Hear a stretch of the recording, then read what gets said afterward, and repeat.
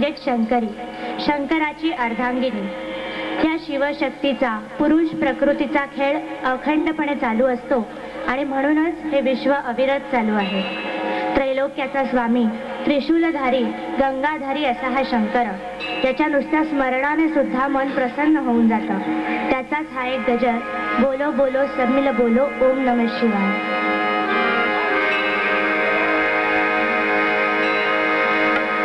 टाळ्यांनी साथ विसरू नका द्यायला.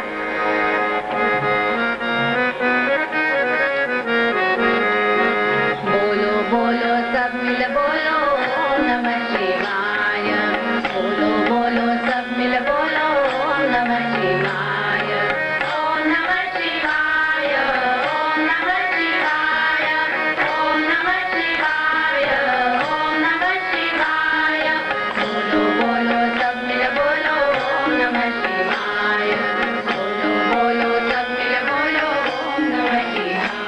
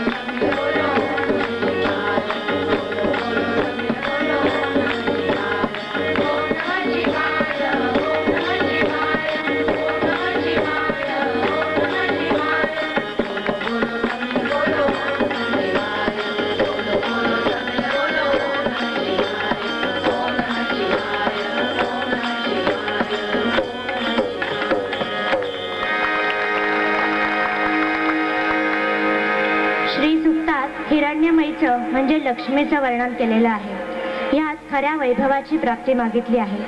गजांत लक्ष्मी हवी, पण ती चांगल्या मार्गाने, सर्वांना संतुष्ट करून कष्टाने मिळवलेली अशी हवी.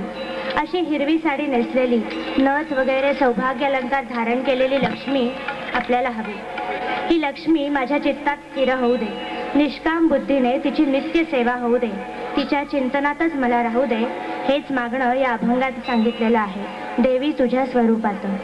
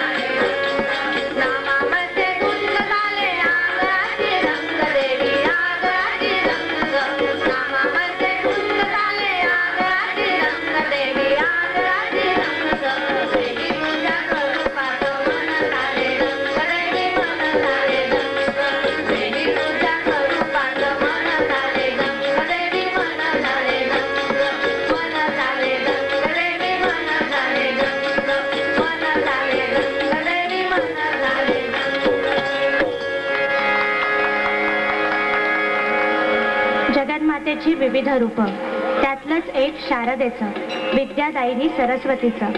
या सरस्वतीचा वरदहस्त नसेल तर प्रसन्न झालेली लक्ष्मी सुद्धा अनर्थाला कारणीभूत ठरू शकते.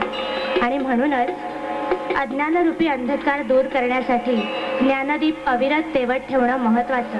चला तर मग या शारदेचा जय जयकार करूया. जय देवी जय शारदे.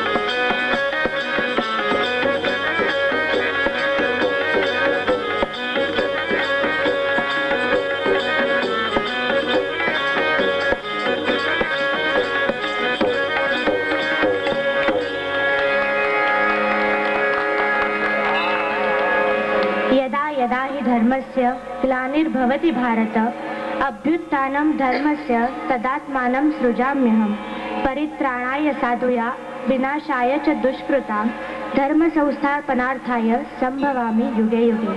धर्माच्या संस्थापनेसाठी, दुष्टांचा नाश करण्यासाठी भगवंताचे जसे अनेक अवतार झाले, त्याचप्रमाणे पतितांचा उद्धार, दुष्टांचा नाश, दीनांचे रक्षण याकरिता देवीचेही अनेक अवतार झाले. ललिता, गौरी, अंबा, अंबिका ही तिचीच विविध रूपे. या अंबिकेचा जय जयकार करणारा हा गजर अंबिके जगदंबिके.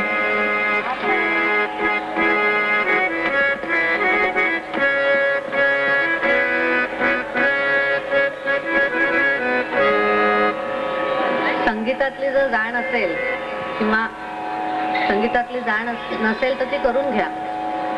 सहसा आपले सगळे अभंग असतात, भजनं असतात, ती भजनी ठेक्यातली म्हणजे 8 मात्रातली 1 2 3 4 1 2 3 4 अशी असतात. आता हा जो आपण गजर घेणार आहोत आता, तो 7 मात्रात बांधलेला आहे आणि पुढे त्याच 7 मात्रांचं 8 मात्रात रूपांतर होणार, म्हणजे 4 4 4 वाजणार की त्या गजराचं उच्च त्याचा एक वरती ते वेगळी पातळी गाठतं. म्हणजे 7 मात्रांच्या 8 मात्रा करतो तेव्हा, आणि त्याचा आपण अनुभव घेऊया.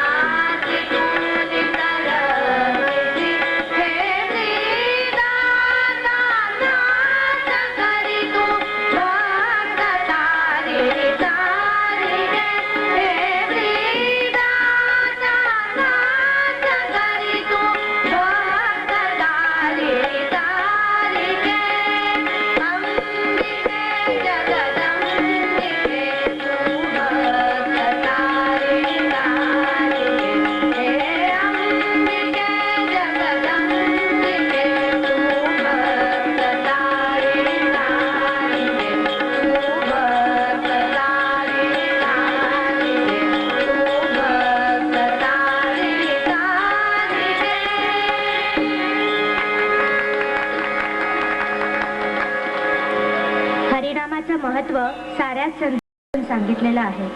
हरिनामाची पेरणी, हरिनामाची राखण आणि आलेल्या हरिनामाचं सुंदर असं पीक बघायला आता सारी मंडळी वाळवंटात जमली.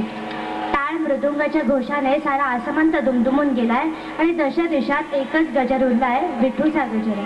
ऐकूया या विठूचा गजर.